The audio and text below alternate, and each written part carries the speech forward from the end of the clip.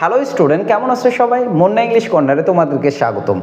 আমরা আজকে ধারাবাহিক কোশ্চেন সলভ ক্লাসের মতো আজকে আলোচনা করব 2021-22 সেশনে যে ইংলিশ অংশটুকু মেডিকেলে আসছিল সেই কোশ্চেনটা। এটা শুধু মেডিকেলের জন্য না, বরং ভার্সিটি অ্যাডমিশন যারা আশা করতেছো তাদের জন্য ইম্পর্টেন্ট। কথা না বাড়িয়ে কোশ্চেন শুরু করা যাক। দেখো, প্রথম কোশ্চেনটা দিয়ে শুরু করি। অ্যান্টোনিম অফ ডিসিভ বলছে ডিসিভ এর অ্যান্টোনিম কি? আমরা জানি অ্যান্টোনিম মানে বিপরীত শব্দ। এই ডিসিভ এর অ্যান্টোনিম কি? দেখো, সিনোনিম অ্যান্টোনিম থেকে কোশ্চেন আসবে না এমন কোনো অ্যাডমিশন টেস্ট আমরা দেখি নাই আজ পর্যন্ত। তো আমি তোমাদের বলি, যেহেতু সিনোনিম অ্যান্টোনিম থেকে একটা কোশ্চেন আসে, এই জন্য আমরা মূল যে ওয়ার্ডটা আছে সেই ওয়ার্ডের অর্থটা আগে জানবো। তাহলে আমরা জানি ডিসিভ মানে প্রতারণা করা। ডিসিভ মানে কি? প্রতারণা করা। তাহলে আমরা এবার দেখব কোন শব্দগুলোটা এই প্রতারণা করা বা ডিসিভের বিপরীত অর্থ বোঝাচ্ছে। দেখো, ট্রিক মানে কি? কৌশল, তাই কি না? কারো সঙ্গে কৌশল খাটানো, ভনিতা করা, ধোঁকাবাজি করা অর্থে ট্রিক ব্যবহার করা হয়। চিট মানে কি? চিট মানে প্রতারণা করা। এই ডিসিভ এর সিনোনিম। মিসলিড মানে বিপথে পরিচালনা করা বা বিপদে ফালানো, বিপদে পরিচালনা করা। তাহলে এটাও কি হচ্ছে? এর সিনোনিম। অ্যাডভাইস মানে কি? উপদেশ দেওয়া। তার মানে আমরা কি করি? ভালো কাজে উপদেশ করি, তাই কি না? তাহলে ডিসিভ মানে যেহেতু প্রতারণা, এর অ্যান্টোনিম হবে অ্যাডভাইস। এরপরে আমরা সেকেন্ড কোশ্চেনটাতে দেখি, what is the noun form of the word beneficial? আমরা ওয়ার্ড ফরমেশন অর্থাৎ পার্টস অফ স্পিচের যে ওয়ার্ড ফরমেশন নামে সেক্টরটা আছে সেখান থেকে এটা কোশ্চেন আসছে। আমরা দেখে থাকি একটা ওয়ার্ড দিয়ে এর নাউন কি, অ্যাডজেক্টিভ কি, ভার্ব কি, এই কোশ্চেনগুলো আসে। তো বেনিফিশিয়াল এই মেইন ওয়ার্ডটা হচ্ছে একটা অ্যাডজেক্টিভ, কারণ যেগুলো ওয়ার্ডের শেষে বেসিক্যালি এল থাকে সেগুলো অ্যাডজেক্টিভ হয়। তো আমরা এর নাউন ফর্মটা খুঁজবো এখন। যেমন বেনিফিশিয়ালনেস, এটা হওয়ার কোনো চান্স নাই। তারপরে বলছে বেনিফিট, বেনিফিশিয়ারি, বেনিফিশিয়েন্ট। তাহলে আনসার হবে কোনটা? বেনিফিট। যেমন আমি যদি বলি আমার এখান থেকে কোনো লাভ নেই, তাহলে আমি কি বলবো? I have no profit from there, তাই কি না? তাহলে আমরা এই বেনিফিট শব্দটা নাউন হিসেবে ইউজ করতে পারবো বেনিফিশিয়ালের। এবার আসি 3 নম্বর কোশ্চেনে। বলছে which of the following is the meaning of the phrase read between the lines? এই যে রিড বিটুইন দ্য লাইন্স এর অর্থ হচ্ছে গভীর অর্থ খোঁজা, তাই কি না? তাহলে আমরা একটু দেখি, understand what is the implied, not what is explicitly stated. বলছে বুঝতে হবে যেটা ইঙ্গিত করা হয়েছে সেইটা বুঝতে হবে না, যেটা বাহ্যিকভাবে বা স্পষ্টভাবে বলা হয়েছে। তার মানে এই কোশ্চেনের আনসারটা এটা হতে পারে। পরের অপশনগুলো দেখি। বলছে read what is categorically state, বলছে যেটা সাধারণভাবে উল্লেখ করা হয়েছে সেটা। এরপরে কি বলছে? রিড হোয়াট ইজ ইমপ্লাইড, বলছে পড়া যেটা ইঙ্গিত করা হয়েছে। আন্ডারস্ট্যান্ড দ্য ইনার মিনিং মানে কি? গভীরের অর্থ খুঁজে বের করা বা বোঝা। তাহলে আমরা জানি রিড বিটুইন দ্য লাইন ফ্রেজটা যে কোনো বইয়ের মধ্যে পড়বা, সেখানে বলছে আন্ডারস্ট্যান্ড দ্য ইনার মিনিং, এই জন্য আনসার হবে কি? ডি। এখন তোমাদের বলি বন্ধুরা, যদি অপশনের মধ্যে এই অপশনটা না থাকতো, এই তিনটা এরকম আরও একটা অপশন থাকতো, তখন আমরা এটা দাগাইতে পারতাম। কারণ এই কথা এটা যেটা বলছে এটার অর্থ কিন্তু সেটাই বোঝাচ্ছে, কিন্তু স্পষ্টভাবে রিড বিটুইন দ্য লাইন্স যেহেতু আন্ডারস্ট্যান্ড দ্য ইনার মিনিং অর্থ দাঁড়ায়, এ কারণে আমরা 1 নম্বরটা না চুজ করলাম কোনটা? 4 নম্বরটা। এরপরে 4 নম্বর কোশ্চেনে যাই। Identify the tense of sentence she will be starting her new job from tomorrow. আমি তোমাদের একটা জিনিস বলি, টেন্স আইডেন্টিফিকেশন থেকে মাঝে মধ্যেই প্রায় কোশ্চেন এসে থাকে মেডিকেল অ্যাডমিশন টেস্টে এবং ভার্সিটি অ্যাডমিশন টেস্টে। তো আমরা জানি subject plus shall be will be ভার্বের সঙ্গে আইএনজি। কোন টেন্সের গঠন? Future continuous. দেখো তো অপশনের মধ্যে ফিউচার কন্টিনিউয়াস আছে কিনা? অবভিয়াসলি আছে, তার মানে এটা হবে আনসার। এরপরে আসি, select the sentence with a noun as a premodifier. বলছে এমন একটা সেন্টেন্স সিলেক্ট করো যে সেন্টেন্সে নাউন প্রিমোডিফায়ার হিসেবে আছে। আমি তোমাদের আগেই বলি, তোমরা যারা এসএসসি লেভেলে মডিফায়ার পড়ো বা পড়তিছো বা পড়ে আসছো, তাদের জানা কথা নাউন অ্যাজ প্রিমোডিফায়ার বলতে এমন একটা ওয়ার্ডকে বোঝায় যে বেসিক্যালি একটা নাউন যখন অন্য নাউনের পূর্বে বসে, এই আগের নাউনটাকে বলা হয় নাউন অ্যাজ প্রিমোডিফায়ার। অর্থাৎ কি, একটা নাউন অন্য নাউনের পূর্বে বসলে সেটাকে নাউন অ্যাডজেক্টিভ বলে। তার মানে এই নাউনটাকে আমরা বলতে পারি নাউন অ্যাজ প্রিমোডিফায়ার। তাহলে আমাদের চারটা অপশনের মধ্যে এমন একটা সেন্টেন্স খুঁজে বের করতে হবে যে সেন্টেন্সের মধ্যে একটা নাউন অন্য নাউনের পূর্বে বসছে। তাহলে চলো খুঁজে বের করি।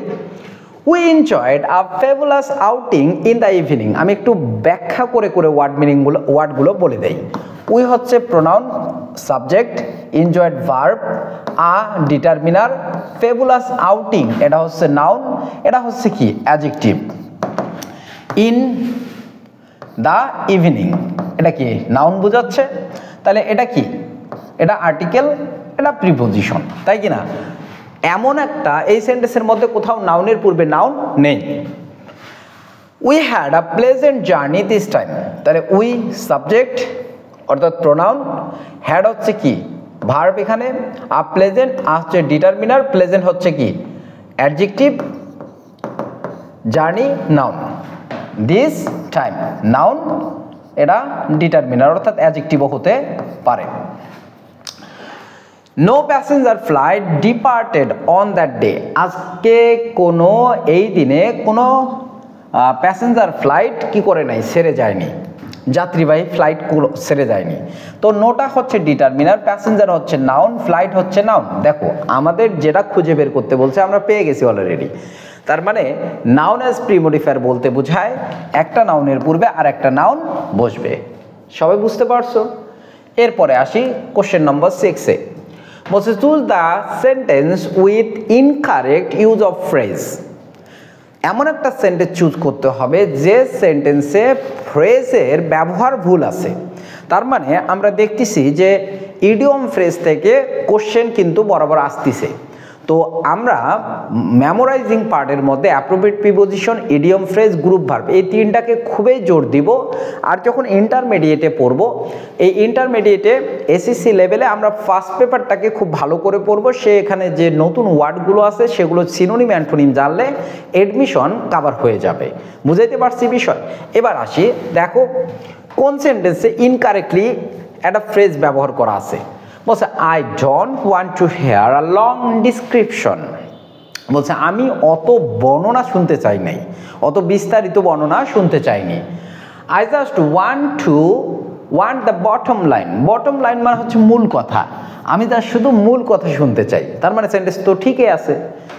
এবার দেখো হোয়েন আই কাম লেট, যখন আমি দেরিতে আসি, my wife gives me the third degree.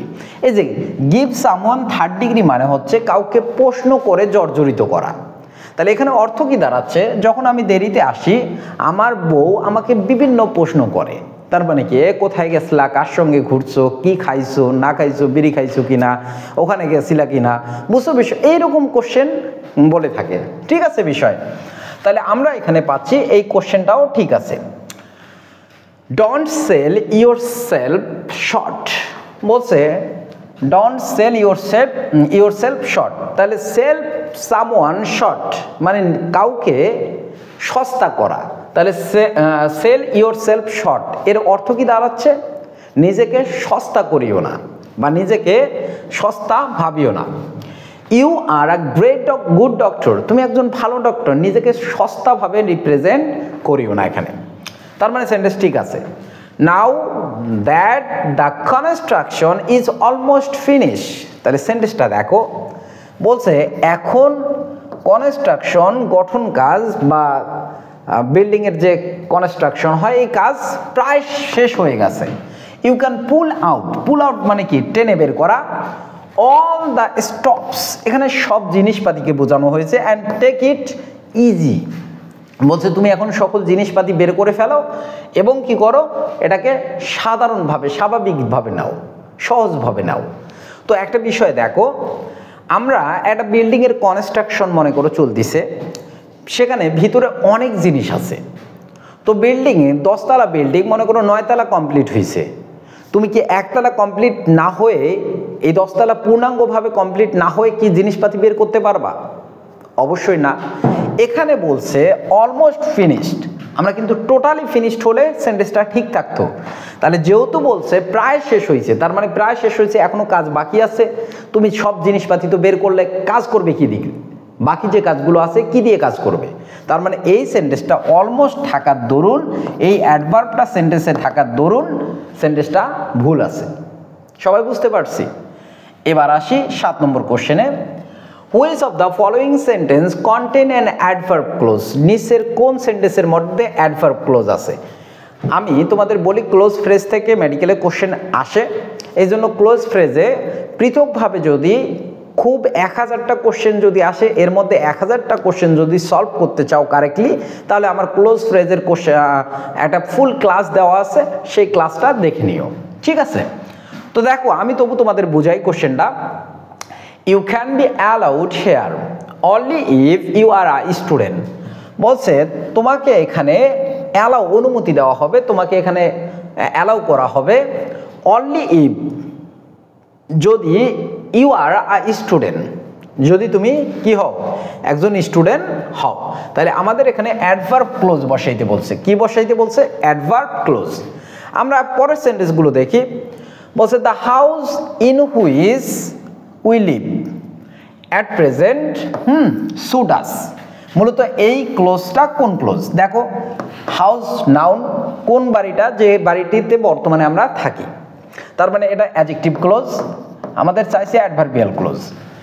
He is a man who is rich, তাহলে ম্যান কি নাউন না? কোন লোকটা? যে ধনী। তাহলে এখানে কি? এটা অ্যাডজেক্টিভ ক্লোজ। আমরা কি জানি? নাউনের পূর্বে বা নাউনের পরে যে ক্লোজটা থাকে, ওই নাউনের দোষ গুণ বোঝায়, সেটা adjective clause. I have no money that I can spare, বলছে আমার কোনো টাকা নাই যেটা আমি খরচ করতে পারি, মানে কি? নাউন। এরপরে এই ক্লোজটা হবে কি? Adjective clause. তাহলে আমরা পরপর 3টা অ্যাডজেক্টিভ ক্লোজ পাইলাম, তার মানে এটা কোন ক্লোজ হবে? Adverbial clause. কেন? You can be allowed here, তোমাকে এখানে অনুমতি দেওয়া হবে, অ্যালাউ করা হবে। কখন অ্যালাউ করা হবে? যদি তুমি একজন শিক্ষার্থী হও। তার মানে শর্ত বোঝাচ্ছে, কেন, কিভাবে, কোথায়, এগুলো দ্বারা যে প্রশ্নের উত্তর পাই সেটা মূলত অ্যাডভার্বিয়াল ক্লোজ বোঝায়। এরপরে 8 নম্বর কোশ্চেনটা দেখো। Which of the following sentence has the correct subject verb agreement? বলছে নিচের কোন সেন্টেন্সটার মধ্যে সাবজেক্ট অনুযায়ী ভার্ব বসছে? সাবজেক্ট ভার্ব এগ্রিমেন্ট এটাই বোঝায় যে সাবজেক্ট অনুযায়ী ভার্ব বসায়। সাবজেক্ট সিঙ্গুলার হলে ভার্ব সিঙ্গুলার, সাবজেক্ট প্লুরাল হলে ভার্ব প্লুরাল। তাহলে কোন সেন্টেন্সটা এই নিয়মটা ঠিকভাবে মানছে? বলছে traffic jam in the parking area were one difficulty for the visitors। এখানে দেখো পুরাটা সাবজেক্ট ট্রাফিক জ্যাম, কি বলছে? Traffic jam in the parking area. তাহলে এই সেন্টেন্সে আমরা জানি যে পুরাটাই সাবজেক্ট হলেও হেডওয়ার্ড কিন্তু ট্রাফিক জ্যাম। কারণ কি? প্রিপোজিশন যুক্ত কোনো ফ্রেজ যদি সাবজেক্ট হিসেবে থাকে, তাহলে আমি ব্যাখ্যাটা একটু বলি। পুরাটাই সাবজেক্ট অংশ, কিন্তু আমরা জানি প্রিপোজিশন যুক্ত কোনো ফ্রেজ সাবজেক্ট হিসেবে থাকলে প্রিপোজিশনের আগেরটা মূলত হেডওয়ার্ড। তাহলে এখানে ট্রাফিক জ্যাম হচ্ছে কি? Subject, headward. তাহলে এটা সিঙ্গুলার না প্লুরাল? Obviously singular. তাহলে এখানে ওয়ার হইতো না, হইতো কি? ওয়াজ। তার মানে এটা ভুল। আমাদের চাইছে কোনটা? কারেক্ট, তাই কি না? Not only Sufia but also Nazima. তোমরা যদি সাবজেক্ট ভার্ব এগ্রিমেন্ট পড়ে থাকো, যদি নাও পড়ে থাকো, তাহলে আমার ক্লাস আছে পৃথকভাবে, তোমরা একটু দেখে নিও। সেখানে আমি বলছি নট অনলি বাট অলসো দ্বারা যদি একাধিক সাবজেক্ট যুক্ত হয়, তাহলে এর পরের সাবজেক্ট অনুযায়ী মূলত ভার্ব হয়। তাহলে পরে কি আছে? নাসিমা। দ্যাটস ওয়াই আমাদের ভার্ব হবে কি? ওয়ান্টস। কারণ কি? সাবজেক্ট থার্ড পারসন সিঙ্গুলার হলে ভার্বের সঙ্গে এস বা ইয়েস হয়।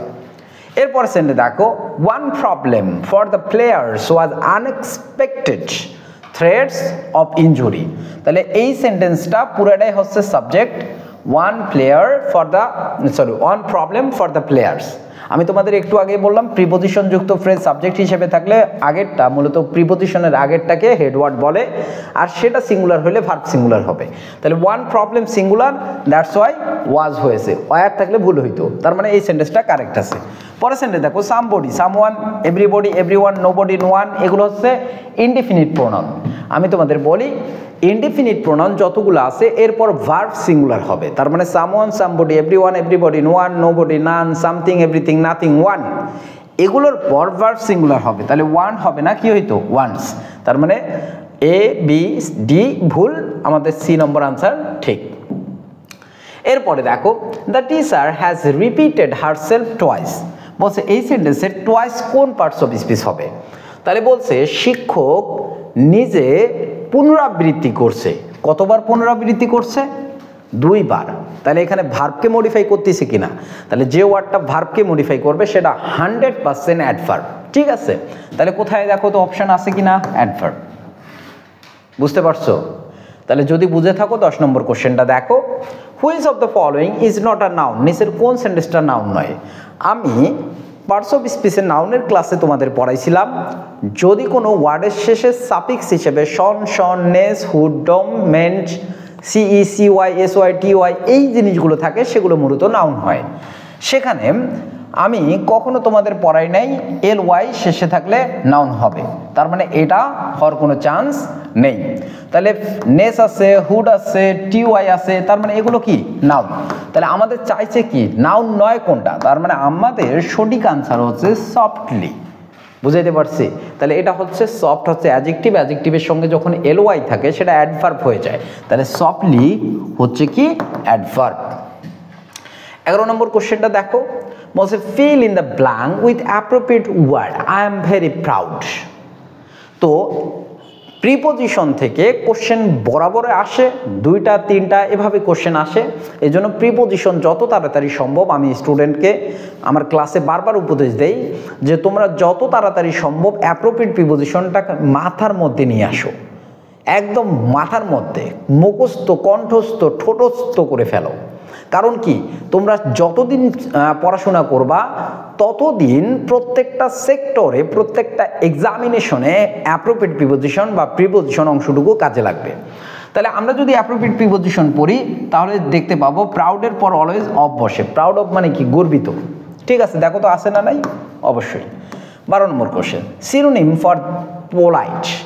তোমাদের দ্বারা যাদের সিনোনিম অ্যান্টোনিমে প্রবলেম হয়, ওয়ার্ড মিনিংয়ে প্রবলেম হয়, আমার ফার্স্ট পেপারের যে ক্লাসগুলো দেওয়া আছে সেগুলো দেখতে পাবো। যদি ওই ক্লাসগুলো তোমরা দেখো, তোমাদের সিনোনিম অ্যান্টোনিমে আমি কথা দিতে পারি ফার্স্ট পেপারের পুরো ক্লাসগুলো যদি দেখো, তোমাদের এডমিশনে যত কোশ্চেন আসুক না কেন ইনশাল্লাহ সিনোনিম অ্যান্টোনিমে তোমাদের আটকাইতে পারবে না। এবার দেখো, পোলাইট মানে কি? নম্র। কাইন্ডনেস মানে দয়ালু, কাইন্ডনেস আছে দয়া। রিচ মানে কি? ধনী, তাই কি না? ব্রিলিয়ান্ট মানে কি? মেধাবী, তাই কি না? কার্ডিয়াস মানে কি? নম্র। তাহলে পোলাইট মানে কি? নম্র, তাহলে কার্ডিয়াস মানেও নম্র। তাহলে আনসার কোনটা হবে? কার্ডিয়াস। 13 নম্বর কোশ্চেন দেখো, বলছে সিলেক্ট দ্য কারেক্ট টেন্স।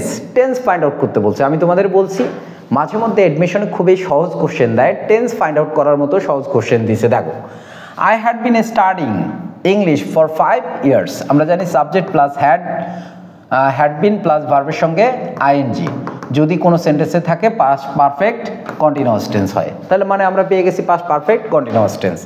এরপরে দেখো 14 নম্বর সেন্টেন্সটা, select the complex sentence with an adverb close from below. বলছে নিচের কোন সেন্টেন্সটার মধ্যে অ্যাডভার্ব ক্লোজ রয়েছে, তার মানে ক্লোজ থেকে 2টা কোশ্চেন পাইলা, টেন্স থেকে 2টা কোশ্চেন পাইলা, ঠিক আছে? এই জন্য যত তাড়াতাড়ি সম্ভব আমার ক্লোজের ক্লাসটা দেখে নাও। দেখো, বলছে I have no money that I can spare. আমরা কিন্তু আগের 9 নতুবা 10 নম্বর কোশ্চেনে আমরা দেখছি যে এই কোশ্চেনটা ছিল নাউনের পরে যে ক্লোজ থাকে সেই ক্লোজটা অ্যাডজেক্টিভ ক্লোজ। এটা কোন clause? Adjective clause. You may criticize, তুমি সমালোচনা করতে পারো। কি সমালোচনা করতে পারো? What I do. তার মানে ভার্বকে কি বা কাকে দ্বারা প্রশ্ন করলে যদি কোনো উত্তর পাও সেই ওয়ার্ডটা হবে নাউন। আর যদি কোনো ফ্রেজ উত্তর পাও তাহলে নাউন ফ্রেজ।